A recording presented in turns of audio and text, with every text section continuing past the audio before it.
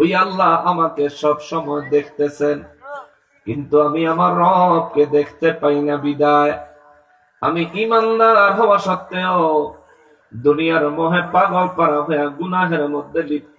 আমার সামনে কথা বলেন ঠিক কিনা?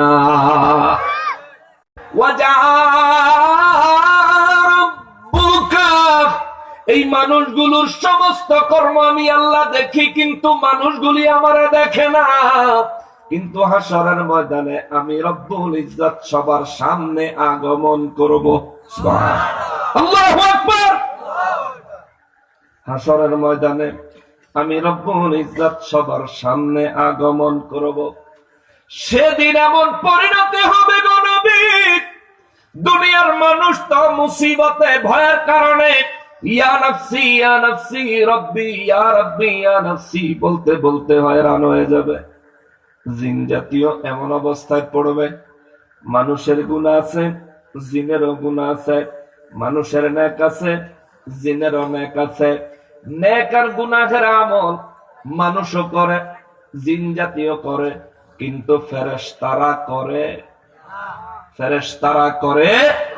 ফেরেশতাদের একটাই কাজ, তারা শুধু নেক আমল করে, ঠিক না? কি করে? নেক আমল। গুনাহ করে ফেরেশতারা? এই আড়াআড়ি করতেছ, বসো।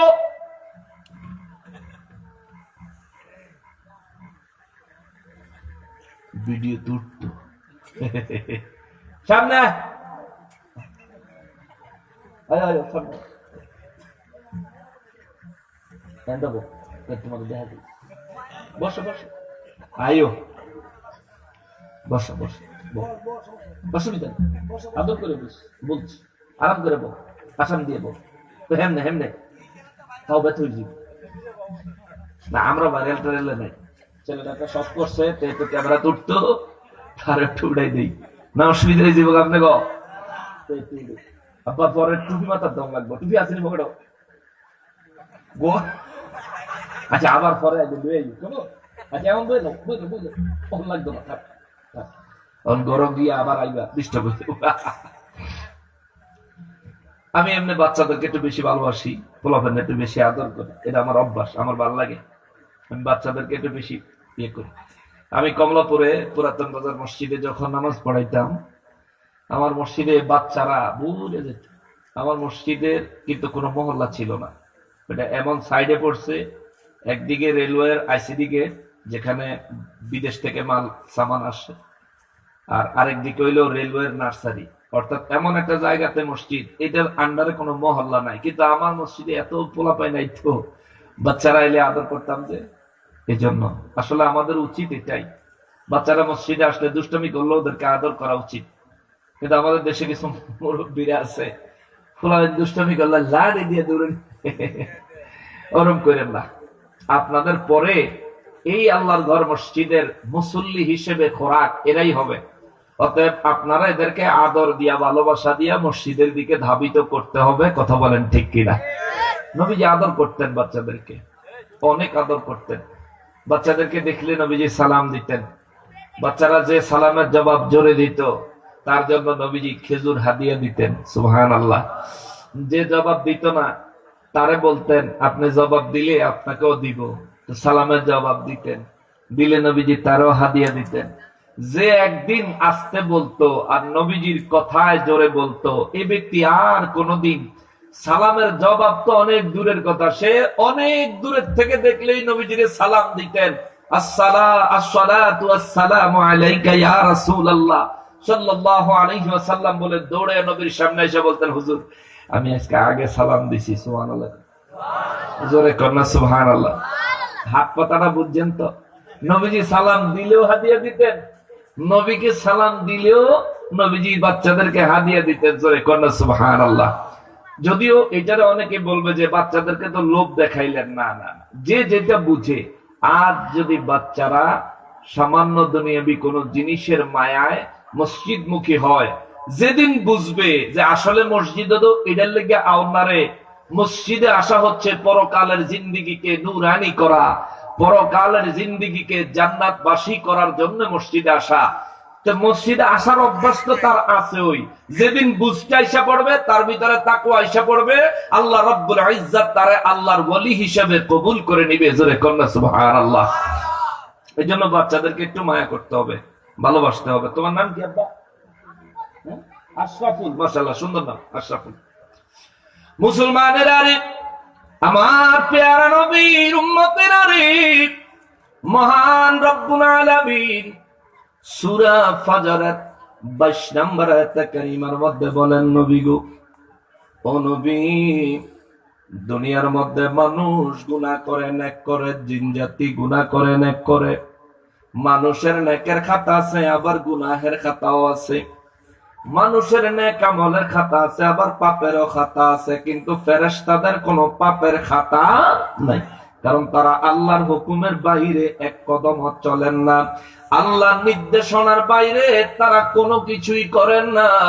কিন্তু রব্বুল ইজ্জত বলেন, কিয়ামতের দিন হাসরের ময়দানটা এমন কঠিন হবে গো নবীজি, বিশ্ববাসীকে বলে দেন, প্রতিটি মানুষ সেখানে দাঁড়ানো থাকবে, প্রতিটি জিন জাতি সেখানে দাঁড়ানো থাকবে, প্রত্যেকটা সৃষ্টি সেখানে দাঁড়ানো থাকবে। আর ওয়াজা রব্বুকা, আমি আপনার প্রতিপালক, আপনার রব, এই তামাম সৃষ্টিকুলের রব, সমস্ত সৃষ্টিকুলের রব, আমি সেদিন প্রকাশ্যে নূরের পর্দা মুবারক সরায়া আমি আল্লাহ হাসরের ময়দানে হাসরবাসীদের সামনে সরাসরি উপস্থিত হব। চিৎকার দিয়া বলেন আল্লাহু আকবার। সাহাবায়ে কেরাম বলেন, নবী গো, নবী, যেদিন মহান রব্বুল আলামিন একেবারে নূরের পর্দা মুবারক গুলি সরায়া, যেদিন আমার রব একেবারে সরাসরি বান্দাদের সামনে হাজির হবেন, ওই দিনের পরিস্থিতিটা কেমন হবে? আমার নবী বলেন, আদম নবীর থেকে আরম্ভ করে 1,23,999 জন নবী ইয়া নাফসি ইয়া রাব্বি ইয়া নাফসি ইয়া রাব্বি ইয়া নাফসি নাফসি বলে বলে চিৎকার দিবে।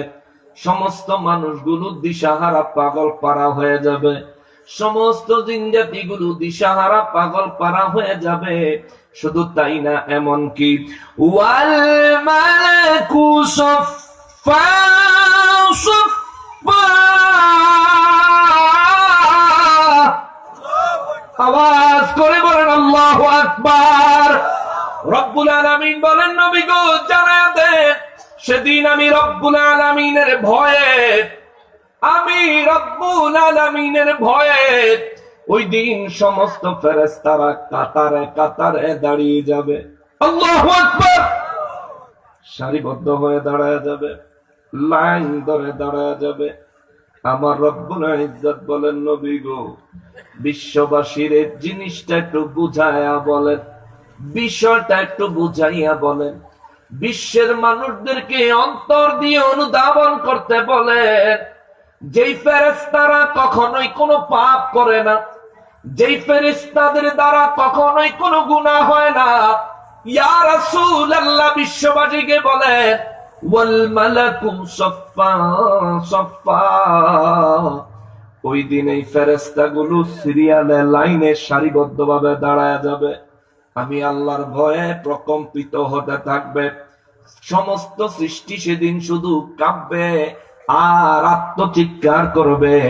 আর আমি রব্বুল ইজ্জতের ভয়ে ভিতর থেকে একেবারে তছনছ হয়ে যাবে। ইয়া রাসূলুল্লাহ, বিশ্ববাসীরে বলে দেন, তামাম সৃষ্টিকুল সেদিন আমার ভয়ে কাঁপবে। আমি আল্লাহর ভয়ে ভিতর থেকে চুরমার হয়ে যাবে। সেই দিন ভয় থাকবে না আমি আল্লাহ, আর ভয় থাকবে না আপনি হাবিবুল্লাহ। জোরে বলেন আল্লাহু আকবার। আদম নবী ভয় পাবে, ঈসা নবী ভয় পাবে, সমস্ত নবীরা ভয় পাবে, কিন্তু আমার নূর নবী রাহমাতুল লিল আলামিন কোন ভয় পাবেন? আমার নবীর ভয় আছে? যারা বলেন আছে। বলবেন হুজুর নবীর ভয় নাই কেন? কারণ হলো হাসরের ময়দান সাজাইছেন কি? জোরে বলেন, আরো জোরে বলেন। আপনি একটু অন্তর থেকে একটা কল্পনা করতে পারবেননি? একটা কল্পনা আনতে পারবেন? মনে করেন এই মুহূর্তে আমরা হাসরের ময়দানে, আমরা কি হাসরের ময়দানে দাঁড়ানো লাগতো না? বলেন লাগতো না? এখানে এই যে ছেলেটা পরিপূর্ণ, তোমার বয়স কত? 12 বছর, মাশাআল্লাহ। নামাজের হিসাব শুরু হয়ে গেছে। নামাজ পড়ো না? নামাজ পড়ো, হ্যাঁ, 5 ওয়াক্ত নামাজ পড়ো। এখানে যত শিশু বাচ্চারা আছে এরাও, যত কিশোররা আছে এরাও, এমনকি যত যুবক ভাইয়ারা আছে এরাও, এখানে যত মধ্যম বয়সী পুরুষেরা আছেন তারাও, এইখানে যত বয়স্ক মুরব্বী বাবারা আছেন তারাও, পর্দার আড়াল থেকে যেসব মা বোনেরা বয়ানটা শুনছেন তারাও, যারা শুনতেছে না তারাও, এমনকি যারা পৃথিবী থেকে বিদায় হয়ে গেছেন তারাও, যারা পৃথিবীতে এখনো আসে নাই তারাও, প্রত্যেকটা মানুষ, প্রত্যেকটা সৃষ্টি হাসরের ময়দানে দাঁড়ানো লাগবে। এই যে কথাগুলো বলতেছি, প্রত্যেকটা বিষয় আপনারা চোখের সামনে সেদিন ঘটবে। ঘটার পরে সেদিন আফসোস করলে কোনো ফায়দা হবে না। সামনের দিকে কথাগুলো আমি না, স্বয়ং আল্লাহ বলেছেন। জোরে বলেন আল্লাহু আকবার। সেদিন 18,000 মাখলুকাতের প্রত্যেক চিন্তায় থাকবে, প্রত্যেকে চিন্তামগ্ন থাকবে, কিন্তু আমার নবী রাহমাতুল্লিল আলামিন কোন চিন্তায় থাকবেন না, নিজের জন্য কোনো ভয় থাকবেন না। তবে একটা ভাবনা নবীর ঠিকই থাকবে, একটা ভাবনায় নবী ঠিকই কান্নাকাটি করবেন। ওই ভাবনাটা হলো কি করে নবীর উম্মতদেরকে জান্নাতে নিয়ে যাওয়া যায়। চিৎকার দিয়া বলেন সুবহানাল্লাহ। কিভাবে উম্মতদেরকে জান্নাতে নিয়ে যাওয়া যায়, এই একটা চিন্তা ছাড়া অন্য নবীর কোনো ভয় নাই, চিন্তারও কোনো কারণ নাই। কিন্তু আফসোস, আমাদের দেশে এমন আলেম আছে যে বক্তব্য দিছে, দেওয়াবেলা আলেম, যে নবীজি হাসরের ময়দানে নবীজির নেক আমল বেশি হয় না গুনাহ বেশি হয়, এটা নিয়ে নবী নিজেই চিন্তায় থাকে। জোরে কন্যা নাউজুবিল্লাহ। কিশোরগঞ্জের মানুষের ঈমান তো এত দুর্বল না, জোরে কন্যা নাউজুবিল্লাহ। আচ্ছা, আমার নবী জীবনে গুনাহ করছেন, একটা গুনার বর্ণনা এই নীল আকাশের নিচে জমিনের উপরে কোন মায়ের সন্তান বাবার হুদ দিতে পারবো? বলেন, দিতে পারবে? আমার নবী তো জীবনে কোনো পাপই করেন নাই, তাহলে হাসরের ময়দানে নিজের পাপের চিন্তা কিসের, কোত্থেকে আসবে? পাপ তো নাই বেটা, ঠিক কিনা বলে? একটাই চিন্তা থাকবে, সেটা উম্মতের।